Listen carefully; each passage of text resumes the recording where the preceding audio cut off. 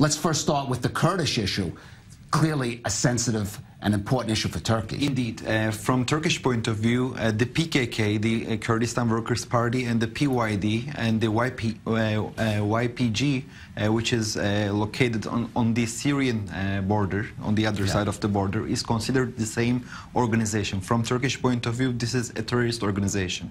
And since this YPG is fighting against ISIS nowadays, it is getting more and more legitimacy from the whole world, and it is very much disturbing the Turkish administration. Right. And in this sense, again, President Erdogan just warned President Trump for not delivering heavy weaponry to the Kurdish militia.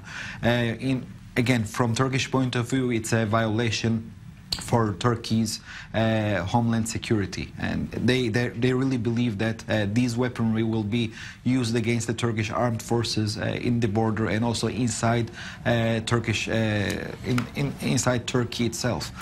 Right. So President Erdogan expects from President Trump to make a modification, a serious modification. Right, because we know some of those arms are already being delivered ahead of what is going to be an offensive against Raqqa. They've gotten PYG has gotten armored cars, also, for example. And also, President Erdogan would like to replace YPG in an offense against Raqqa, for example, and he already told openly that the Turkish armed forces can substitute the YPG, but on the other hand, the U.S. administration is very much willingly to use the Kurdish militia, since they are already there and they are willing to use it.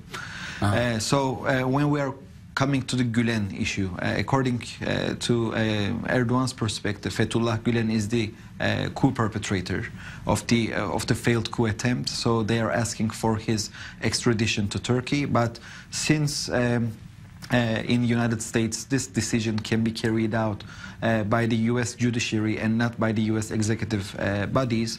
So I don't think that Mr. Trump can do something about this issue. Right, even if he wants to. So it looks like there will be separation of powers. It sounds like there might be some frustration for President Erdogan, despite the nice words there at the White House. Well, let me ask you, hey, though, even if he gets that, some movement on the Kurdish issue.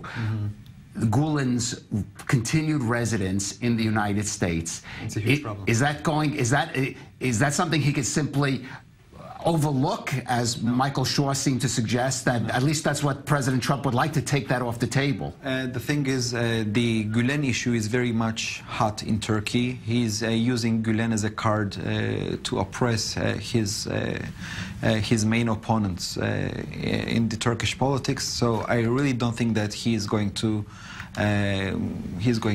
accept this as a fait accompli, and I guess it will give harm to the U.S.-Turkish relations in the long run. That's why we have seen this close photo with Xi Jinping, the Chinese president, Vladimir Putin, and Erdogan. He was just positioned. He was just positioned and at the middle. So they took the family photo while three leaders were at the center. Well, you know.